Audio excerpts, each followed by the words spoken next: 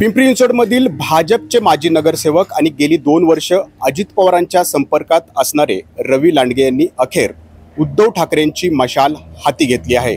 भोसरी विधानसभेच्या आखाड्यात भाजपचे आमदार महेश लांडगे यांना चितपट करण्यासाठी रवी लांडगे यांनी अशा पद्धतीने शेड्डू ठोकलेत। आपण त्यांच्याशी बोलणार आहोत। रवी भाऊ, काल मातोश्रीवर प्रवेश झाला त्यावेळेला भोसरी विधानसभेच्या आखाड्यात भगवा फडकायला हवा असं उद्धव ठाकरे यांनी स्पष्ट सांगितलं, परंतु तुमच्या समोर ज्यांच्याशी तुमची लढाई होणार आहे ते पैलवान महेश लांडगे हे एकदम कसदार पैलवान आहेत, कारण 2 वेळा ते सलग आमदार झालेत। मोठं आव्हान तुमच्या समोर आहे।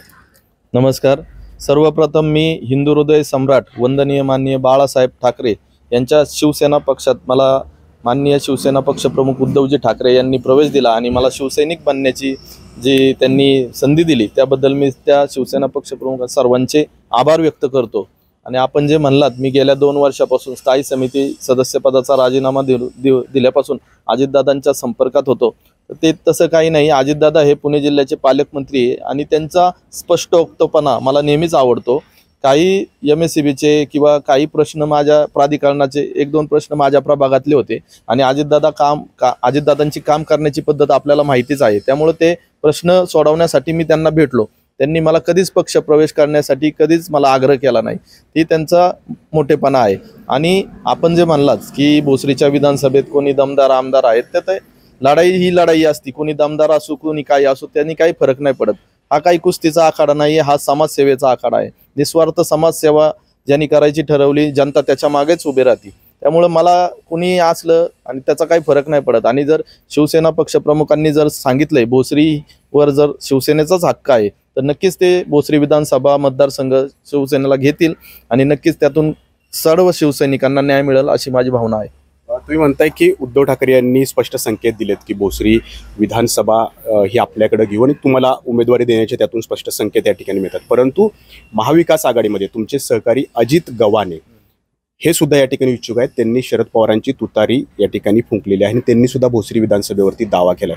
त्यामुळे महायुतीसोबत तुम्हाला ज्यावेळेला कुस्ती खेळायची आहे त्याच्या आधी एक महाविकास आघाडीत तुम्हाला डाव टाकावा लागणार आहे, कारण अजित गव्हाणे सुद्धा तुमच्या शर्यतीत आहे। खरं बघितलं तर भोसरी विधानसभेत आमदार महेश लांडगे यांच्या कार्यपद्धतीवर सगळेच नाराज आहेत। पक्षातले नगरसेवक सुद्धा नाराज आहेत। भारतीय जनता पक्षाचा निष्ठावान कार्यकर्ता पदाधिकारी सर्वच नाराज आहेत, तर बाहेरच्या पक्षात नाराज असणारच। त्यामुळं महाविकास आघाडीत कुणीही उमेदवार असू, ते अजित गव्हाणे असू, जर त्यांना उमेदवारी मिळाली तर आम्ही त्यांच्या मागे उभं राहू। जर शिवसेनेला भोसरीने शिवसेनेने भोसरीला मतदारसंघ घेतला आणि आम्हाला उमेदवारी दिली तर आम्ही सर्वजण एकत्रित येऊन सर्व एकत्रितपणे काम करून भारतीय जनता पक्षाच्या उमेदवाराचा पराभव इथं कसा होईल त्याच्यासाठी प्रयत्न करेल। तर भोसरी विधानसभेचा केसरी होण्यासाठी रवी लांडगे यांनी सुद्धा आता तालमीत प्रवेश केलेला आहे आणि त्यांनी सुद्धा विधानसभेची तयारी या ठिकाणी सुरू केलेली आहे। परंतु समोर एक दमदार आमदार आहेत, पैलवान आहेत, कसदार आहेत, कारण त्यांनी 2 वेळा निवडणूक लढवलेली आहेत आणि त्या महेश लांडगेंना पराभूत करण्यासाठी महाविकास आघाडीकडून रवी लांडगे की अजित गव्हाणे या दोघांपैकी कोणत्या पैलवानाला आखाड्यात उतरवलं जातं याकडेच सर्वांचं लक्ष लागून आहे। नाजिम मुल्ला, ABP माझा, पिंपरी चिंचवड। ABP माझा, उघडा डोळे बघा नीट।